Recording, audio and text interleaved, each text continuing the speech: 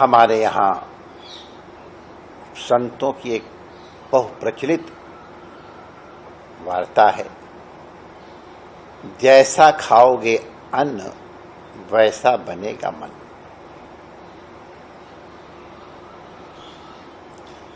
जैसा पियोगे पानी वैसी बनेगी वाणी।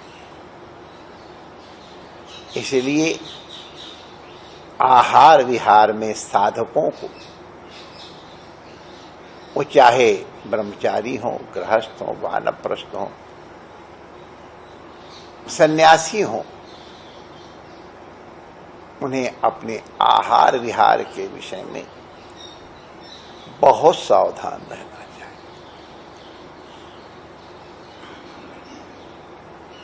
दान करना भी एक प्रकार का आहरण ही है।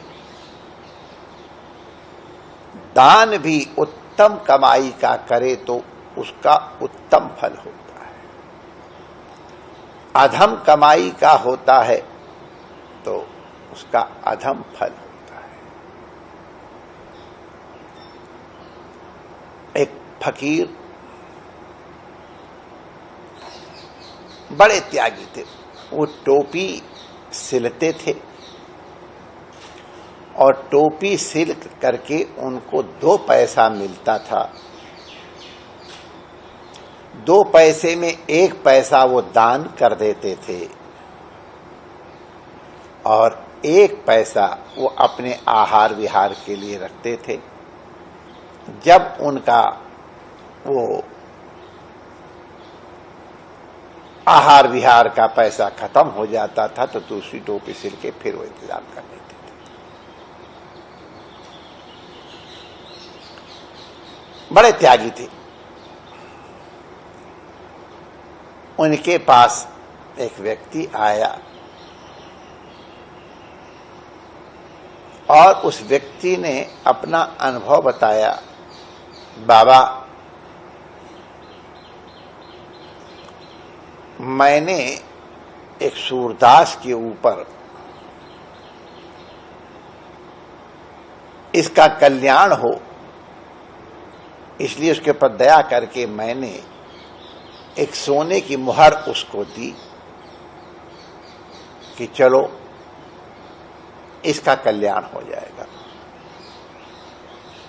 दूसरे दिन मैं ये देखने के लिए कि उसने क्या किया है, मैं आया तो सूरदास को तो दिखता नहीं कि मैं आया हूं। वो सूरदास अपने साथी सूरदास से कह रहा था, भैया कल तो मजा आ गया। एक आदमी आया था, उसने हमको सोने की मुहर दी। उस सोने की मुहर को बेच करके मेरे मन में बड़े दिन की अभिलाषा थी उस वेश्या के अंग संग की।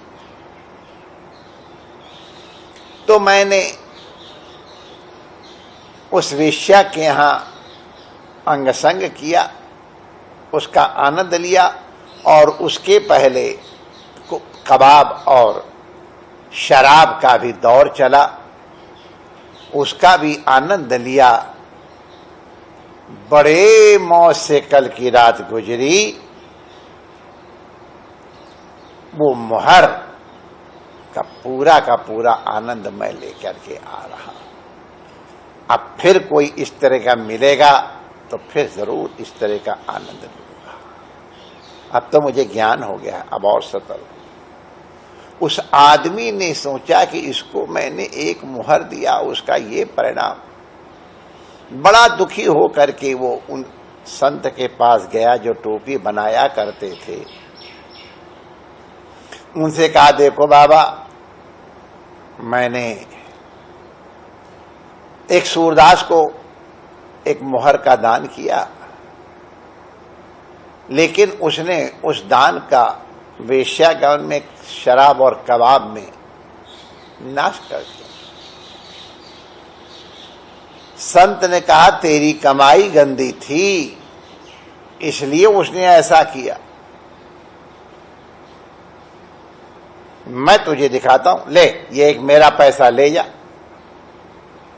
इस पैसे का जो तुमको पहला व्यक्ति मिले इसको दे देना, ये मत देखना कि कोई फकीर है कि साधु है कौन है। तो वो गया और एक व्यक्ति को जो आते दिखा उसको एक पैसे दे दिया, देखा और प्रसन्न हो गया। उसके पीछे पीछे दूर से चला के देखूं ये इस एक पैसे का क्या करता है। तो थोड़ी दूर जा करके उसने अपने कपड़ों में से एक मरा हुआ पक्षी निकाल करके फेंका, खुदा को सलाम किया और आगे मार्ग पे चला। वो व्यक्ति पीछे पीछे था, उसने घर की सामग्री ली, घर में सबको भोजन कराया। जिस व्यक्ति को संत ने एक पैसा दे के दान देने के लिए भेजा तो उसको जिज्ञासा, उसने उससे पूछा तो उसने बताया, महाराज मैं कई दिन का भूखा था, ये पक्षी मरा हुआ देखा, मैंने इसको उठा लिया, मैंने सोचा आज इसी को खा करके मैं अपना पेट भरूंगा, लेकिन जब आपने 1 रुपया मुझे 1 पैसा दे दिया तब मुझे लगा वाह अब तो इसका सत्तू और गुड़ आ जाएगा, बहुत बढ़िया, और मैंने वो पक्षी छोड़ दिया और आज सत्तू और गुड़ खा करके हम लोग बड़ी प्रसन्नता से गुजारा किए और प्रभु का हम नाम लेंगे, इबादत करेंगे। लौट करके आके जब संत को उन्होंने बताया, देखो मेरी गाढ़ी कमाई का, टोपी की सिलाई का पैसा उसका ये परिणाम है, और आप समझ लो आपने किस कमाई का दान किया था।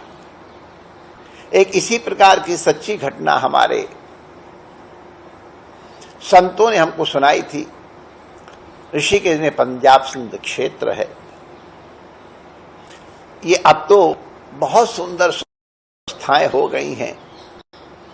सन 60 के पहले बद्रीनाथ जाने के लिए कोई व्यवस्थाएं नहीं थी, कुछ थोड़ी थोड़ी चटियां बनी थी और लोग पैदल चलते थे, सड़कें भी नहीं थी।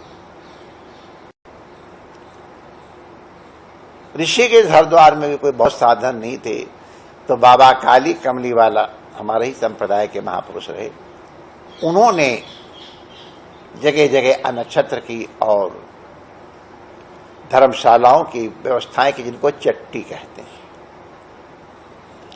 उसी प्रकार पंजाब सिंध क्षेत्र भी था, उसमें भी संतों को भिक्षा और भोजन मिलता था। संध्या समय वहां सत्संग हुआ करता था। पंजाब के संतों और सिंध के संतों को, सेवकों को सत्संग का बड़ा उत्साह रहता है। तो एक संत पंजाब के थे, तो वहां की एक परंपरा थी, एक संत को वहां पंजाब सिंध में रखा जाता था, उसको दूध इत्यादि दे करके विराजमान किया जाता था, भोजन वही, और वो 1 घंटे कथा किया करते थे। तो एक संत जो वहां कथा कर रहे थे वैसे ही 6 फुट के ऊपर थे, ऊंचे, और फिर इतनी ऊंची ऊंची खड़ाऊं पहने, और उससे बड़ा डंडा, इसको खुंडा कहते हैं, ऐसे बांस की बकुली ले करके सवेरे सवेरे और मैनेजर के सिर पे पहुंच गए। क्या रे मैनेजर, कल का भंडारा किसका था? तो उनको देख करके मैनेजर तो कांप गया। उसने कहा महाराज जी, हमारे यहाँ किसका भंडारा है ये किसी भी बाहरी व्यक्ति को नहीं बताया जाता। अरे मैं बाहरी व्यक्ति के अभी तेरे को बताऊं, बता किसका भंडारा। अब जो इतने धड़ाके गुजरा, बेचारा मैनेजर तो उनको देख के वैसे ही खड़ा, संत अच्छे थे, बता दिया उनका। उस एक वहां ठहरा उस कमरे उस व्यक्ति का था। खट खट खट खट करते हुए, खड़ाओं खटखटाते हुए और उसके दरवाजे पहुंचे और कुंडा से ऐसे खट खट खट, वो उतने बड़े लंबे तगड़े मजबूत, ऐसी जोर से खटखटाया, वो आदमी घबरा करके दरवाजा खोल के आया, प्रणाम किया। उसके प्रणाम को उपेक्षा करके, क्यों रे कल तेरा भंडारा था? हाँ। भंडारे पैसे कहां से लाया था? अब वो व्यक्ति घबरा गया, कहां से लाया था बोल? चरणों में गिर पड़ा। प्रभु मैं गांव से एक लड़की भगा के लाया था, उसको मैंने इन शरीर का व्यापार करने वालों के हाथ बेचा था। मुझे इतना रुपया मिला था, उसकी कमाई का मैंने सोचा कुछ अंश सत्कर्म में लगा दूं, इसलिए कल मैंने उसका भंडारा कर दिया था।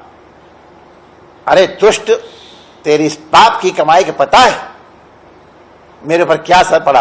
आज रात को जब मैं भजन कर रहा था, वही इस लड़की मेरे स्वप्न में आकर के बार बार कह रही थी, बाबा मेरा उद्धार करो। तो इस तरह की कमाई लाके संतों को खिला करके संतों को बुद्धि भ्रष्ट करना चाहता है। संत ने कहा, महाराज बहुत सावधान रहो, अगर अपनी बुद्धि को पवित्र रखना है, अगर अपने आचरण को पवित्र रखना है, अगर अपनी साधना निर्विघ्न करनी है, तो सावधान हो करके किसका दान ले रहे हो, किसका अन्न ले रहे हो, उसके लिए जागरूक रहना। और गृहस्थों को भी, जो गलत कमाई से मैंने देखा है, दुनिया भर की विलास सामग्रियां एकत्रित करते हैं, बच्चों को नाना प्रकार की सुविधाएं देते हैं, लेकिन पाप की कमाई का परिणाम यह होता, देखा है हमने कि उनके बच्चों की बुद्धि भ्रष्ट होती है, परिवार में न जाने कौन कौन से दुर्गुण आ जाते हैं। और जो ईमानदारी पूर्वक परिश्रम करके अपनी उपार्जित धन से ही, राशि से ही पालन पोषण करते हैं, बच्चों का पालन करते हैं, प्रायः उनका परिवार सानंद और सुखी होता है, बच्चे भी सच्चरित्र होते हैं। तो हमारे संतों ने बताया, हम लोगों के लिए बताया था, लेकिन वो सबके लिए है कि अपनी कमाई का ध्यान करो, जैसा खाओगे वैसा ही बनोगे, जैसा खाए अन्न वैसा बने मन, जैसा पिए पानी वैसी बने वाणी। तो हम सब साधकों को खान पान में केवल भोजन ही नहीं, आंखों से भी खाया जाता है, आहार किया जाता है। जैसे रोटी को आहार कहा जाता है, वैसे देखने को भी आहार किया, कान से भी आहार होता है।